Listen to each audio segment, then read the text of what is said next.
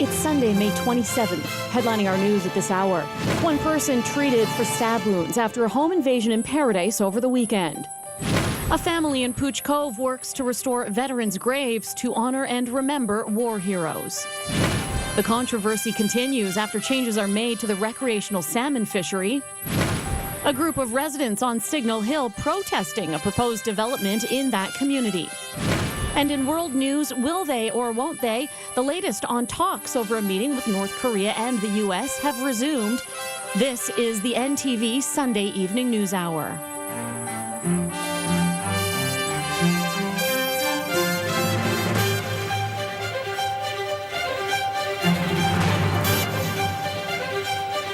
The NTV Sunday Evening News Hour with Jody Cook and Heather Gillis.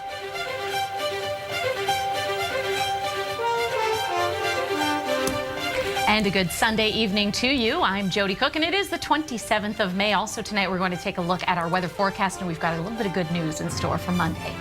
And also in our news this evening, a man who was stranded in Gander during 9/11, who is also a character in Come From Away. He's here promoting the province to the U.S.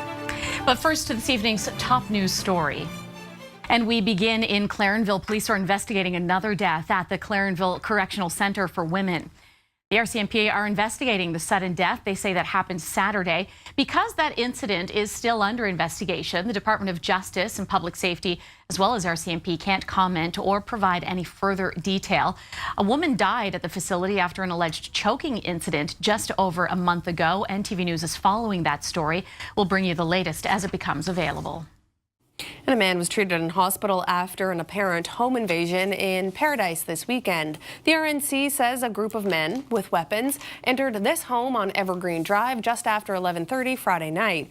Police have described the incident as an assault, but reports indicate the homeowner was stabbed.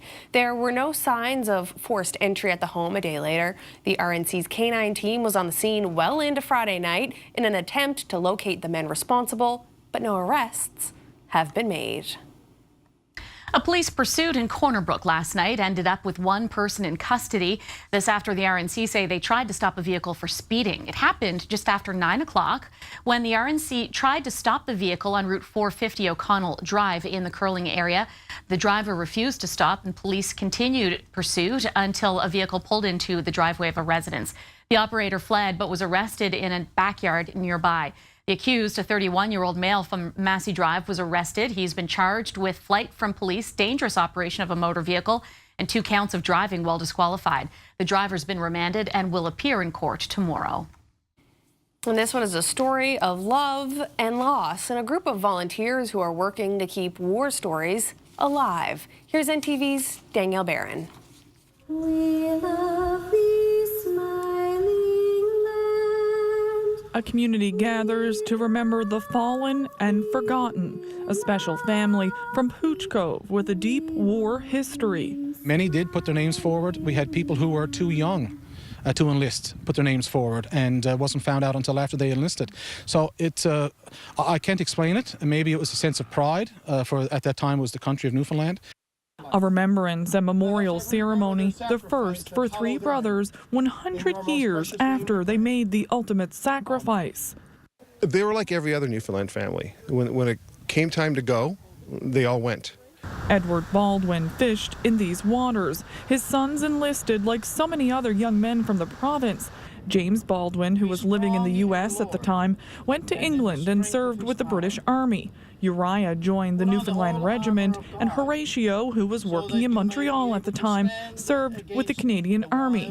All 3 were killed. That's not a unique story. What's unique about so many people from the same family being killed is there are 3 different militaries, 3 different countries. None of them have a known grave, and they're all on a monument. When Patriarch Edward Baldwin died years later, his gravestone recorded the loss of his 3 sons. Decades later, and with no surviving members of the family still living in town, the headstone toppled over and lay in pieces on the ground until a group dedicated to memorializing the war dead stumbled upon it. I'm just so proud that we're here today and to be able to unveil this monument, this headstone, and to give the credit back to the family which they so richly deserve. In graveyards all over the province, there's stories just like that of the Baldwin family, quite literally disappearing into the ground. Stories of sacrifice a group of volunteers are working to save. Danielle Barron, NTV News. Oil prices have been running high lately, with Brent crude oil briefly reaching $80 a barrel this past week. That's bad news at the gas pumps, but it's good news for the province's finances. Government is projecting a deficit of $683 million based on oil at $63 a barrel. But even though the higher prices give the government some breathing room, Premier Dwight Ball says he's not going to make spending decisions based on what may be a temporary increase. Obviously, I watch the price of oil day by day, but really, you know, I've lived through a cycle in this province where oil defined the future of our budgets. Our focus is on economic diversification. Sure, it's always nice to see that extra money that would be available, you know, to us as a province, and you know, we're aware of that. But we don't make our decision today with the anticipation that we're going to have, you know, a few $100 million more come budget time next year. But you know, it's always good to see oil rising, simply because it brings economic diversification within other sectors as well. It helps us attract investment to our province. It helps us explore for new oil reserves off our shore as well. And two groups representing salmon anglers in this province are backing regulatory changes announced by the provincial government. The province is reducing the fee for resident salmon licenses to $5 this summer. A maximum of 10 fish can be caught and released prior to a stock assessment by DFO. Both the Upper Humber Rod and Gun Club and the Citizens Outdoor Rights Alliance are calling the decision a positive step for recreational angling. It encourages conservation measures, good conservation measures. It takes in the fact that the Department of Fisheries and Oceans limited us, and we have to work with that. So working with that and the new legislation that the government has coming forward here, yes, I think it's a good thing to come forward for the future. And yeah, I'm hoping it'll work, and new enforcement on the rivers as well. That's not an argument that we wish to pursue, whether there should be more or less in terms of catch and release. We just want some fairness and balance in the angling plan, and we see that retention anglers as well as hook and release anglers should be on the river. There's a big social economic factor here with the salmon fishing in Newfoundland and Labrador. We want conservation of Atlantic salmon. We want a fair and balanced plan. But not everyone's happy with the changes being implemented. SPAWN, the Salmon Preservation Association for the Waters of Newfoundland, believes the new measures will do little to help conserve wild Atlantic salmon stocks. NTV's Don Bradshaw has this story. Even before the first fly of the season is cast, John McCarthy is already perplexed. This has been a season like none I've never seen before in my lifetime. McCarthy, the president of salmon conservation group SPAWN, says from the late announcement on retention limits to the delayed printing of licenses and a stall on the scheduled June 1st opening, the 2018 season has been a barrage of missteps by the federal and provincial governments. The latest, in his view, came Friday when the province announced tags for resident anglers this season will drop in price from $26 to $5, a decision SPAWN believes could encourage overfishing if proper monitoring is not in place. I can go at one store and buy a license for $5. I can go at another store and buy a license for $5, unless internally in their data bank at Confederation Building, there's a tracking system in for that. What's to prevent anybody from going out and getting 5 licenses, 6, 7, 8, 9, 10? Federal regulations permit anglers to catch and release a maximum of 3 salmon per day, but the province is implementing its own rules that will allow no more than 10 fish in total to be released from opening day until a federal mid-season stock assessment. I don't know what people are going to do. I don't know what an angler does. Who do you listen to? The province is telling you one thing, the feds are telling you something else. McCarthy fears without adequate river patrols by law enforcement, catch and release regulations will do little to stop some anglers from landing more fish than permitted. By the old rules, after 3 fish, I would have had to get off the river. Right now, I can stay there and release 10 fish. Then I got to get off the river. Now, I can come back the next day. Who's tracking me? DFO going to track me? Is wildlife enforcement going to track me? Who's going to track me? And with retention limits already reduced from a year ago due to low stock returns on scheduled rivers, McCarthy isn't optimistic 2018 regulations will help improve those numbers. Given the past, I think unless you have that tracking system down, this is going to be a bad year for fish. For NTV News, Don Bradshaw, Corner Brook. Tonight's weather is brought to you by Hickman's Amazing May. Buy any vehicle at any Hickman's location, and you could win $10,000. It's the wildest sale of the year, and it's all month long. HickmanGroup.ca. Time for a look at the weather forecast. That was a cold one this weekend. Yeah, but after, the snow that we had on Friday, I wore my parka out Saturday and it was 8 degrees and I don't think that we needed it. No, yeah. I was mowing the lawn on Friday and had to stop because it started snowing. Yeah. So there you go. I mean, life in Newfoundland and Labrador, it is what it is, right? We do have a little bit of good news, though. It looks like Monday things are going to warm up and the sun will return for many. And as well, in eastern Newfoundland, we're going to see a little bit of clearing overnight. And in Labrador, we will see increasing cloud over inland Labrador, maybe some light precipitation. Here's a look at some of the live webcams right now. In St. John's, we see clear skies, but yet another windy one. That has really been a trend for us so far this year. Grand Falls winds are seeing a mix of sun and cloud at this hour. Beautiful evening in Corner Brook as well in the Bay d'Espoir area. And now to our satellite radar imagery where we see increasing cloud happening inland over Labrador overnight, mostly clear skies along the coast. Overnight lows are going to be around 0 and rain should develop Monday for you in the east. Clearing skies and lows just above 0. Sunny for Monday, and in western central areas we're going to see sun and cloud to start out the week. Now to a look a little bit closer to home with our lows and conditions this evening. Temperatures as cool as just 2 degrees for the metro area, even cooler for Lumsden and Clarenville down to the -2, -1 mark. That's going to push through into Gander. Taking a look at our forecast for tomorrow, watch those temperatures bounce right back up. We see temperatures as high as 12 and nothing but sun for the metro and Avalon area. Some sun cloud coverage, which will make its way into central and down to the Burin Peninsula as well.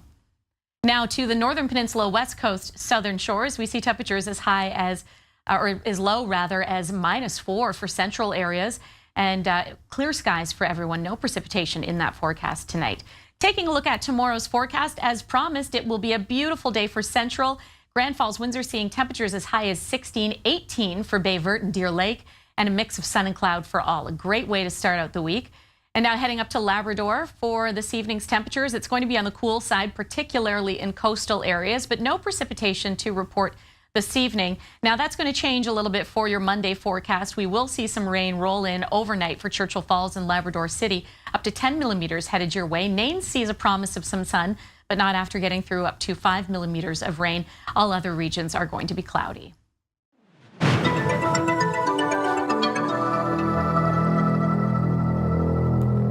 Now, Susan Glenn is in the middle of a battle for her life, and for the last 3 years, she's also been fighting Eastern Health. Glenn and thousands like her want cancer-designated parking at the Health Sciences Complex, and this week she was in the House of Assembly to present a petition to government. NTV's Danielle Barron has the story. Petitions. The Honourable Member for St. John's East, Kitty Biddy. It was a moment Susan Glenn had been waiting for months to have her petition read in the provincial legislature. I'm very pleased to stand here today and present this petition on behalf of the 390 signers who are concerned about the need for designated parking at the Bliss Murphy Centre and support the call of this petition. Some 25,000 people have signed the same petition online. It's no secret that finding parking at the Health Sciences Centre can be a bit of a nightmare. That's why Glenn believes there should be specific parking for cancer patients visiting the H. Bliss Murphy Centre. As cancer patients, we're feeling like we're being left out. Eastern Health have added 25 preferential parking spaces at Eastern Health facilities, and they are working to make sure these are in close proximity to the building. Access to those parking spaces is on the basis of need and is available through passes that can be accessed through the cancer centre. How do you look at and expect us to take blue zone when there's not enough to meet the needs of people that are already using those in wheelchairs and walkers? So that's our frustration. That we're going Glenn has stage 3 cancer and just finished her 24th round of chemo. She's frustrated with the response from government and the health authority, but says the fight's not over. Cancer patients are very fatigued, they're sick, they're fighting for their life. So 25 spots in our journey is not much to ask. Danielle Barron, NTV News. And still with healthcare this week, the province's healthcare system was under fire at the House of Assembly. Overcrowded emergency rooms, patients on stretchers, renovations causing backlogs at the Health Sciences Centre. The health minister says a bad flu season didn't help either. But that's not the only hospital that experienced problems. Health Minister John Hagee also says there were issues in St. Anthony as well. He says that hospital was over capacity because there were no beds. The problem that you have there was actually another unfortunate coincidence. 9 patients over that period were on isolation under instruction from the medical officer of health. So they could not share rooms and they had to have infection control procedures. That then cut down access to space and to beds. So on one night they had 2 patients they couldn't accommodate easily, and they triggered their overflow capacity. It's happened once. And changes to Rollins Cross and St. John's are fast approaching. The pilot project, turning the area into a roundabout, is expected to come into effect by the end of June. And it's an area that confuses tourists and locals alike. The traffic changes would remove 2 sets of lights and introduced unsignalized roundabouts. The city hopes it'll improve traffic flow and reduce accidents. It'll be going in before, we're waiting for the schools to be out, so we're looking at towards the, of course, the end of June, at the beginning of July. And we're going to have some public consultations on that first, because I think one of the big issues here is people are not familiar with roundabouts, and once they get familiar with them, it'll be a lot easier. A group of residents on Signal Hill have come together in opposition of a new apartment complex. Premier Executive Suites is looking for permission from the city to add 14 more units to their existing property on St. Joseph's Lane. Residents circulating a petition argue the proposal will change the very fabric of the neighborhood. And despite being described as apartments, area residents fear that the neighboring hotel Hometel units will be rented on a nightly basis. The Signal Hill Neighborhood Association says the development process with the city's flawed, believing consultations with area residents needs to happen earlier in that application process. And the space that's there now, we see it as open space and gives us, you know, a nice feel to our neighborhood. And we don't mind if residential housing was to be developed in the neighborhood. We want to see more people come and make our neighborhood vibrant. But certainly another hotel development is not appropriate for this neighborhood. It's the wrong use of the land, and we're totally opposed it, and we hope the city will see the sense in it as well. A notice to drivers now in St. John's. Team Gougeot Highway access ramp is closed for construction. It means motorists will have to access Kenmount Road via Kelsey Drive. The ramp is expected to be closed for several weeks. Drivers are asked to obey traffic signage and slow for crews that are working in the area. In the meantime, construction continues on the extension portion of Team Gougeot, with portions of that set to open to traffic later this year. A Newfoundland family is raising money to help fly their sick mother home to be buried. At just 56, Kathy Jennings has just weeks to live after complications from emergency surgery. She spent more than a decade in the Northwest Territories, but is originally from Morton's Harbour.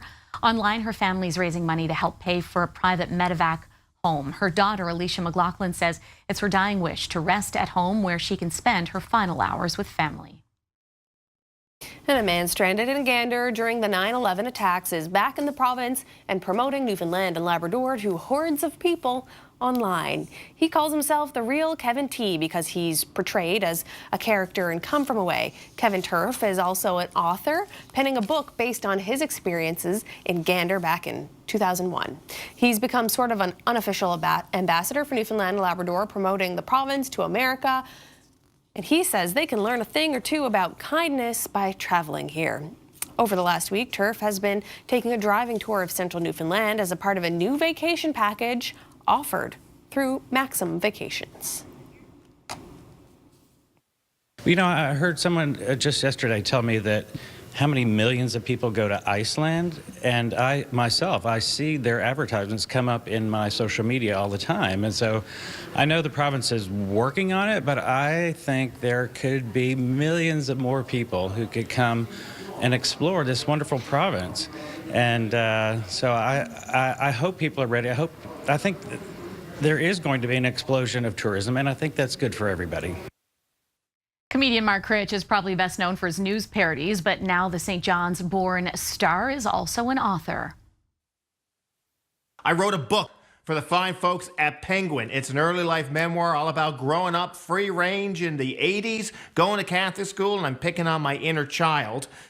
They sent me a copy. He's joked during his online cover reveal that it's the best book he's ever written. It's also the only one he's ever written. Son of a Critch is described as heartfelt, outrageously funny, a memoir about being the weirdest kid in school. It chronicles Mark Critch's early years growing up with a radio star dad and a mom who never stopped talking. Son of a Critch will be available in bookstores October 2nd.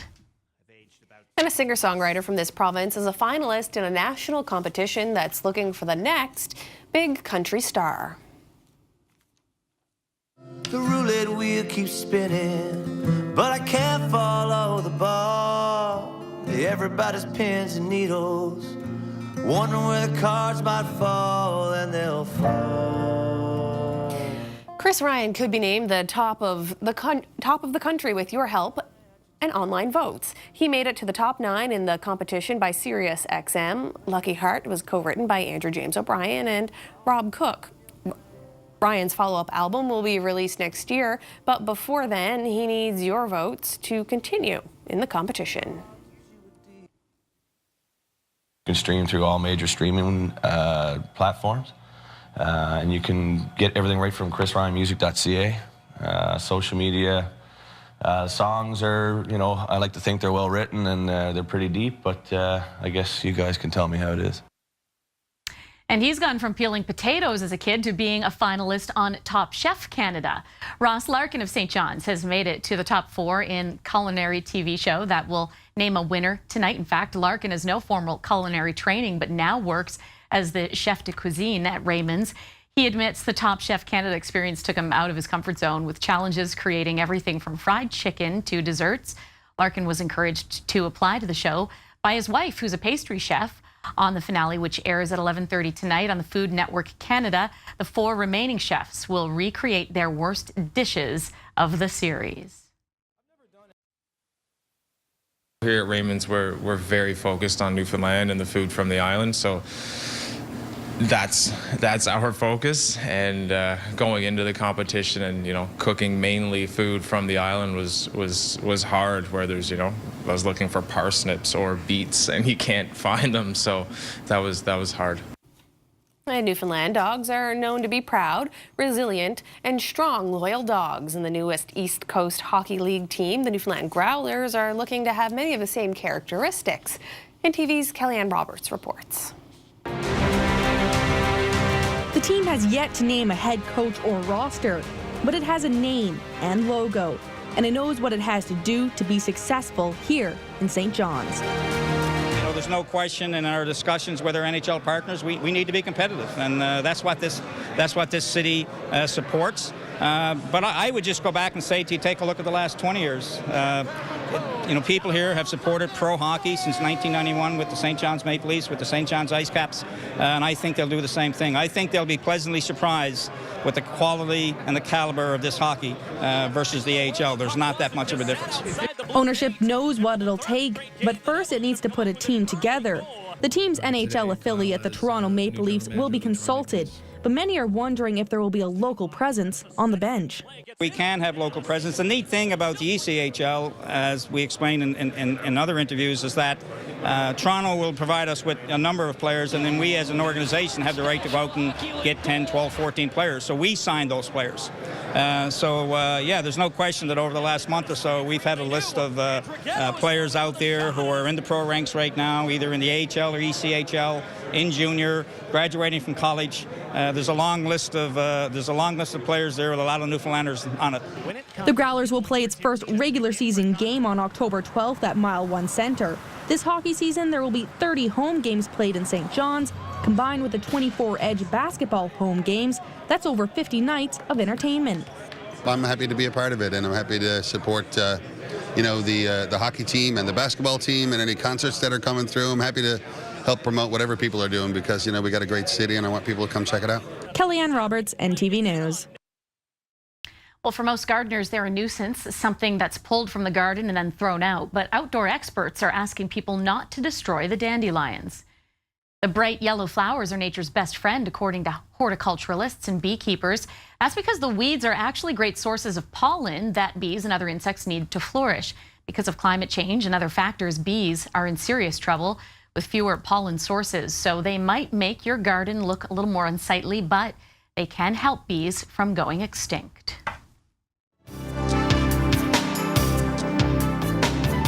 Still ahead, Amanda Muse has this week's top viral hits. Jim Furlong takes us back into the archives. And in world news, South Korea says North Korea commits to a denuclearization. This is the NTV Sunday Evening News Hour. It's time now for our first break. When we return, the Janeway Telethon will be happening at this time next week. In fact, we'll be finding out exactly what the tally is just a few minutes from now at this time next week. Well, earlier this week, I sat down with the head of the foundation to talk a little bit about this year's telethon. That and more after this.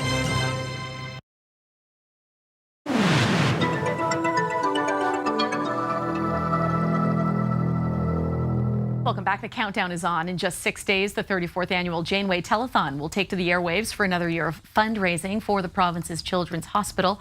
Earlier this week, I sat down with the CEO of the Janeway Foundation, Lynn Sparks, to talk about the amount of work that goes into putting off the event, from the hours of live broadcasting to the community organizing and rallying.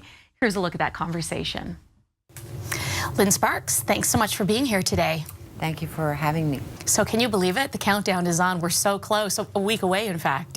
A week away, so we've got a lot of moving parts happening at the office right now as we speak. We've got Ruth Squires, Busy Bee, doing all the telethon logistics, and we are still, to this very day, we're still reaching out to the community looking for support for our upcoming telethon. So this is really a community-related, or community-focused event, because we see at the phone bank, it's organizations, it's teams, it's groups, it's sports teams, everybody pitching in to help out. When you say you're still looking for some community support, what exactly does that entail? Well, we have all of our volunteers lined up right now. We've got 740 volunteers on the phone bank alone. I would say this event, we pull in around 1,500 volunteers in order to make this happen. The support we're looking for right now is community support, financial support to help us meet our goals. So 34 years, and what a growing event this has been. Year after year, we continue to see the ticker tally grow, and we continue to see more funds being put into supports for young kids in this province. What's that like to watch from the receiving end? It's absolutely fantastic, but behind the scenes, we've got a lot of work that my office staff have helped make this happen. So yes, we have the community support, but it's a little nudge that help us to get to our goal. So walk us through that then. What does it look like at a day in your office right now in preparation for this? Well, everybody's wearing jeans. I'm wearing jeans underneath this table, and it's just everybody pitching in. There's phone calls being made to letting people know when they're going to be presenting, to people phoning, asking still if there's any room on the phone banks where they can volunteer. We have families phoning and saying, oh, by the way, we did this project in aid of the Janeway for our little son, and we're wondering if there's any room for us to come on and present and show our support. So it's a really, really, really busy spot. We have a lot of logistics that have to be taken care of, considering it's a 13-hour live television production. That's a huge undertaking. I know personally from watching some of the people here in our newsroom who are trying to put this together. People may not realize that the studio for the Janeway Telethon is here at NTV behind the building. And even you haven't had a chance to look at that. It's top secret. We're not allowed in it. I don't even know what's behind those doors. No, I haven't seen it yet, and I just got a call that they said they needed me to line up some volunteers to put the finishing touches on the set. So that's fine. I've got the volunteers and I haven't even seen it. So well, we'll have to remind our viewers that this starts next Saturday when people can tune in. Yes, that's right. If people want to find out how to get involved, how do they do that? I think at this stage of the game now where we're so close, anybody that wants to get involved or take part in any shape or form can call our office at 777-4639. Lynn Sparks, thanks so much for being our guest today. Thanks for having me.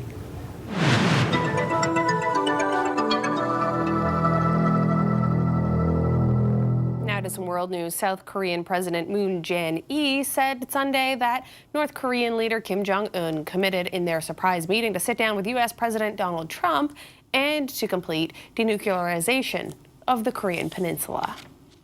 I'm Joo-hee Cho in Seoul at the Blue House, where South Korea's president briefed reporters about the second meeting in a month with North Korean leader Kim Jong-un on Saturday. The secret meeting between the two leaders, which Moon said Kim requested, highlighted an urgency to salvage the summit between the U.S. and North Korea. Kim expressed fixed will to a face-to-face summit with Trump, but Kim wanted the U.S. to guarantee that he will stay in power after the nation gives up its nuclear arsenal.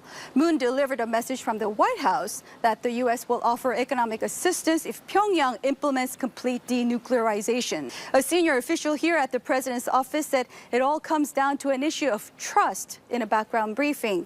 The meeting follows a whirlwind of back and forth between the U.S. and North Korea, in which Trump canceled the highly anticipated June 12th summit, only to say the meeting could be back on. Moon, desperate to work out differences between the two, says he expects the meeting to turn out fine as working-level preparatory talks resume between Washington and North Korea. The two Korean leaders have agreed to another meeting on June 1st between their top officials before the U.S. and the North potentially meet on the 12th. Irish voters overwhelmingly came out to repeal a 35-year-old constitutional ban on abortions, with 66.4% casting yes ballots in the historic referendum. An untold number of those votes were cast by young Irish women currently living abroad, calling it a day of relief. Both sides a day later continue to weigh in. Irish Catholics attending Sunday Mass were disappointed with the result, a situation that was unthinkable in Ireland a generation ago. This was the moment outside Dublin Castle some Irish women thought they would never see. I'm overjoyed. Some clutching the flag as tears came to their eyes after hearing that remarkable result. Votes in favour of the proposal, 1,429,981. A resounding yes vote to liberalize the country's strict abortion laws, some of the toughest in the world. This is a monumental day for women in Ireland. This is about women taking their rightful place in Irish society, finally. A landslide win, showing Ireland is not as divided on the abortion issue as some had feared. Today is a historic day for Ireland. A quiet revolution has taken place, and today is a great act of democracy. It's a real sense of relief, I think. Real sense of relief. I was really scared. This all follows a campaign and a referendum that asked voters if the country should repeal a constitutional amendment that goes back 35 years. It recognized the rights of unborn children and led to an almost outright ban on abortions, which a third of the country agrees with. I don't believe that we have the right to kill a baby in the womb. But a massive shift has been underway in the once staunchly Catholic country, which legalized same-sex marriage 3 years ago. For the abortion referendum, many Irish women living abroad even flew home from places like New Zealand and Canada so their votes could be counted. Kira Coogan flew in from France. To vote, we knew that we needed to exercise our right to vote and make our voices heard in order to create a better Ireland. The change will bring Ireland's abortion laws into line with other European countries. And in light of the historic result in the Irish Republic, there are renewed calls for Northern Ireland to change its restrictive abortion laws. John Vinavelli-Rouse, CTV News, Toronto. Well, it's time now to take a look at the weather forecast. Once again, this time we're going to include your long-range forecast. Now, here's a look at some of the satellite imagery that show current conditions across North America. We can see some of the hot spots exist in Regina, continuing through with that heat wave at 26, and in neighboring Winnipeg, 27 degrees. Hop on over to the East Coast where you take a look at us and you'll see that's a huge variation. And in some of the northern areas, we see temperatures a little bit closer to where we are, Churchill, Manitoba at 5 degrees. All right, moving a little bit further to the south, we can continue to see some of that precipitation making its way around the Gulf Coast, or in fact, actually the Atlantic coast. It's pushing its way up Florida, and quite a bit of precipitation. That has been the order of much of the last couple of weeks. Generally fair skies over continental U.S., but thunderstorms over the high plains. And so there is a thunderstorm warning and thunder showers that are hovering over Florida. That's just been sitting there over the Gulf of Mexico as well. And now to our lows and conditions for this evening. Expect temperatures as low as -2 for some central areas. Most everyone going to see clear skies this evening and light winds after they die down from what was a pretty windy day today for the metro region. Taking a look at tomorrow's forecast, those temperatures are going to bounce back up. We'll see things as warm as 15 degrees for central areas and a mix of sun and cloud for all. To the northern peninsula, the west coast, southern shores, we'll see temperatures as low as -2 and -4 for central areas. In fact, central is going to see the greatest variation in forecasted temperatures because let's take a look at what's going to happen into tomorrow. Watch this warm up going from -4 to 16 degrees in a mix of sun and cloud. Bay Vert and Deer Lake also going to see beautiful temperatures under a mix of sun and cloud. And up to Labrador for this evening, it'll be cooler along coastal areas and no snow in that forecast. Now, things are going to change throughout the night tonight as we push into Monday's forecast. We'll see some rain making its way in for Churchill Falls and Labrador City. Nain has a promise of sun after the rain, up to 5 millimeters headed your way for tomorrow. Our 5-day forecast begins in Labrador West, where we see a bit of a wet start to the week, but the rest of the week looks great. Temperatures going to bump all the way up to 14 for Thursday before they drop a little bit just in time for the weekend. Eastern Labrador going to see a little bit of a different forecast. Coastal areas are going to experience coastal temperatures a little bit cooler. Highs of only 13 degrees. That's a pretty nice high for Monday, but it is going to get cooler throughout the week and temperatures into the negatives for Wednesday night. Western Newfoundland doesn't have the greatest forecast to report. It looks like Monday is the only great one. The rest of the week, you're going to see quite a bit of rain. If you were thinking of planting those flowers, you want to hold off. Looks like it's going to be a wet one this week with temperatures as warm as 15 on Friday.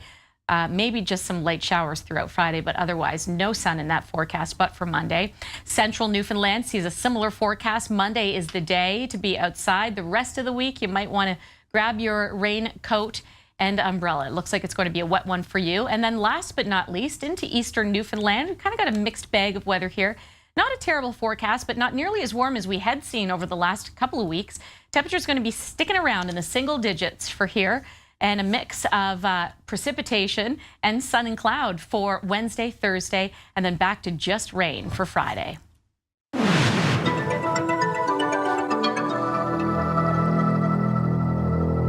On to sports now. In Major League Baseball, the Toronto Blue Jays took the Phillies in Game 2 of a 3-game set this weekend with Russell Martin starting at shortstop for the first time in his career. We've got the highlights now in tonight's sports page. Bottom 5 now, 1-0 Phillies. He's finally tested, reaches to his right, gets Jorge Alfaro at first. That was Martin's lone opportunity on a ground ball. Aaron Nola pitching for Philly, working on a no-no in the 6th. Top 6, 2 down. He gets Curtis Granderson on a check swing. Nola's 10th K leaves him just 9 out shy. Then back out for the 7th. His pitch count over 100 already. Nola loses Solarte on a full count, draws a visit from manager Gabe Kapler. He was criticized for pulling Nola after just 68 pitches on opening day. Decides to stick with him here. But Martin singles to break up the no-hitter, plates the tying run. That was it for Nola, done after 6 2/3, receiving a very hearty standing ovation from the Philly fans. They'd like this too. Nick Williams pinch hitting in the 8th. 8 for 18 with 2 homers in that role this season. Takes Joe Biagini deep.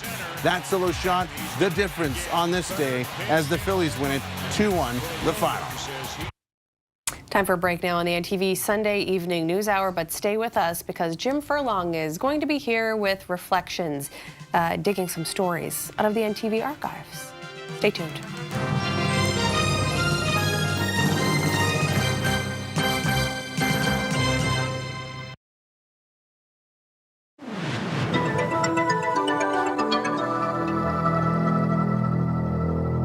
Welcome back on Reflections today. Jim Furlong and a particular point of view on an event remembered from the archives of NTV News.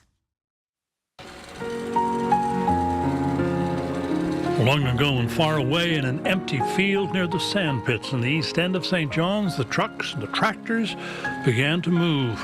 You know what you're looking at today? This is the beginning of the construction of what we know today as Memorial University, the dream of J.R. Smallwood. Its construction and the great irony of politics helped sow the seeds for Smallwood's political downfall.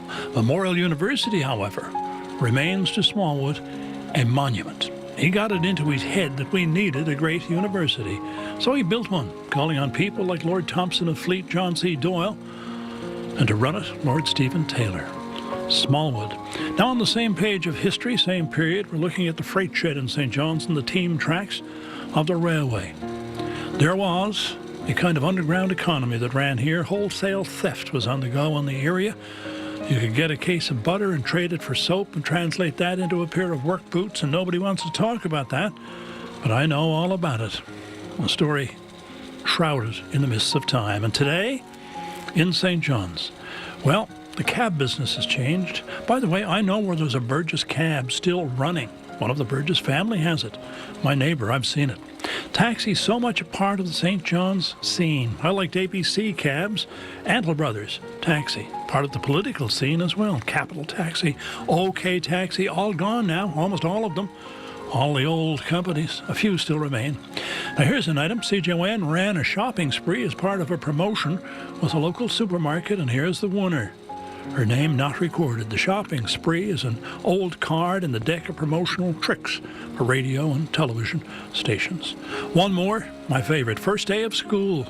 Well, would you like to know the stories of these young boys and girls? How did life work out for all of them? Did they find whatever it is they seek? These stories today, a matter of reflection. This is Jim Furlong for NTV News. And gas prices have spiked across the country, with consumers in this province paying some of the highest prices to fill up. We asked how these prices are going to impact your summer plans in Speaker's Corner. Probably. Yeah, unfortunately, it's really expensive. It's definitely really hard to travel when the gas is so expensive. We usually go home to see my grandparents every summer. Where are they? They're in Lamoline. Expensive drive. It's a 5-hour drive. Well, yeah, I'm not going to go as far as often, but maybe like one trip a year now. It's just budget. Otherwise, yeah. It won't, because summer is the only time I have to travel. So why restrict myself because of gas price? I'll do what I want to do. Way too expensive. Do you think that price will slow down what you do this summer? Oh, definitely. Yeah, it's getting pretty expensive to go anywhere now. Do you usually travel around in the summer in the province? We have, we've driven around, even to drive and to go off the island, but can't see that happening. This week on Gone Viral, a heartbroken young girl and an 80s song makes a peculiar comeback, as well as a construction job that's not for the faint of heart. But first, a local video is racking up the views. Here's Amanda Muse.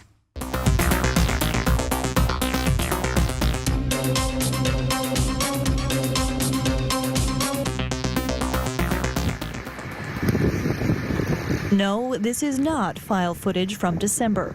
This video was taken by Steve Wolfrey on May the 24th on the TCH at Indian Arm Pond in central Newfoundland. The region was hit with a spring storm that brought wind and more than 30 centimeters of snow. Wolfrey says he posted the video to show the many people who travel that road to work the treacherous road conditions. The video has been circulating on Facebook and had more than 100,000 views by Friday evening. And speaking of wild weather, take a look at this woman's attempt to fight with nature in order to cover her hot tub. The woman, though she gave valiant effort, was no match for the windy conditions. According to this video, the hot tub cover won. This next video may be difficult to watch if you have a fear of heights.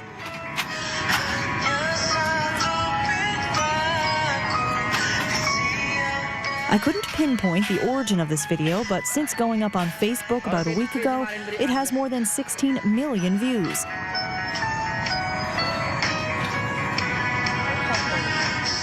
Some comments say it's Saudi Arabia or India, but wherever it is, for this construction company, safety does not seem to be a high priority.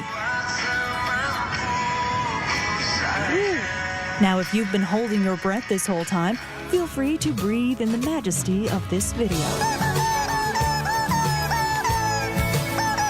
Toto's Africa has been making a resurgence online thanks to this rubber chicken version.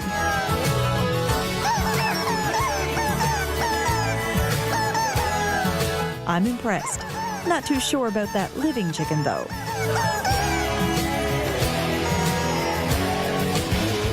For the Sunday Evening News Hour, I'm Amanda Muse. On to entertainment. Hugh Grant is a married man now. The 57-year-old actor married his longtime Swedish girlfriend, Anna Eberstein, on Friday at the Chelsea Register London office. News of the couple's engagement went public after a photograph of their wedding bands was posted in several British newspapers over the weekend. The private couple has been together for 6 years and share 3 children together. It's time now for another break. When we return, we'll have another look back at the archives with Jim Furlong, taking a look at some of the happenings this week in history. Stay with us, more after this.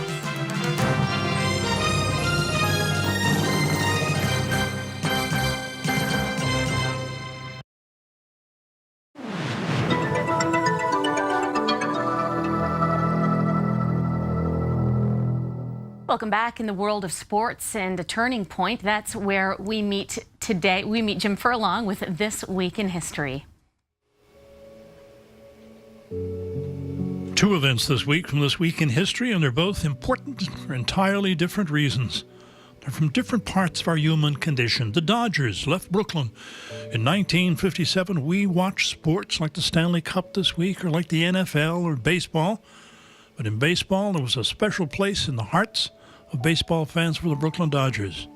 So long, the bridesmaids in baseball, they finally won the World Series in 1955. Campanella, Jackie Robinson, and all the rest. Well, just 2 years later, in what really was a real estate deal, the Dodgers pulled up stakes and headed for Los Angeles. A lot of Dodger fans have never forgiven the Dodgers. Now, in 1941, a completely different kind of story. In the war, the British were reeling, really. It was early days. The German battleship Bismarck had just sunk, the pride of the British Navy, the Hood, sent her to the bottom in May with almost all of her crew. And the British, for psychological reasons, had to get the Bismarck. In 1941, on the 27th of May, British aircraft found the Bismarck as she made her way to France for repairs. She had rudder damage. 3 British ships brought their guns to bear, eventually sent the Bismarck to the bottom. These pictures of Bismarck at the bottom of the Atlantic were taken years later. It was the first psychological lift for the British in the war. The Bismarck sunk on the 27th of May, and it was part of This Week in History. This is Jim Furlong for NTV News. Tonight's Birthdays and Anniversaries is brought to you by the Healthcare Foundation.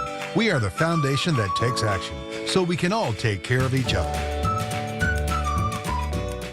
And now we have some special greetings for some special viewers.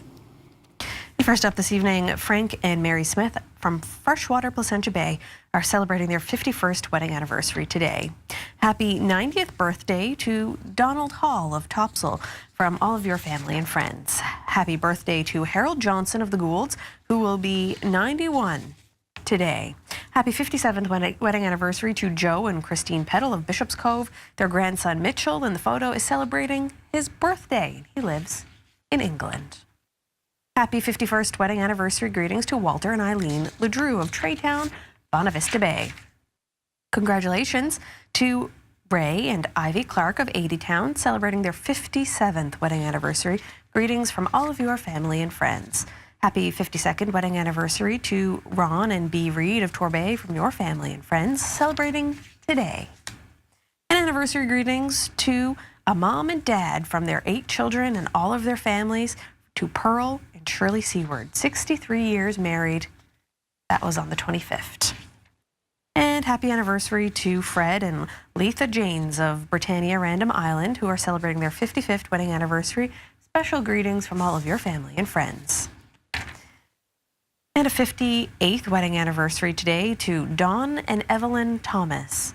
Wishes from your family and friends. And happy birthday to John Luther of Bayshore Estates in Irish Town, who's celebrating his 93rd birthday today. And finally this evening, happy 51st anniversary to Ron and Shirley Snow of Bishop's Falls. Best wishes from all your family and friends. And that is, you go ahead. No, you go ahead. Well, you know what's coming now. That is the conclusion of our Sunday evening news broadcast. Thanks so much for joining us. Take care. Have a good night.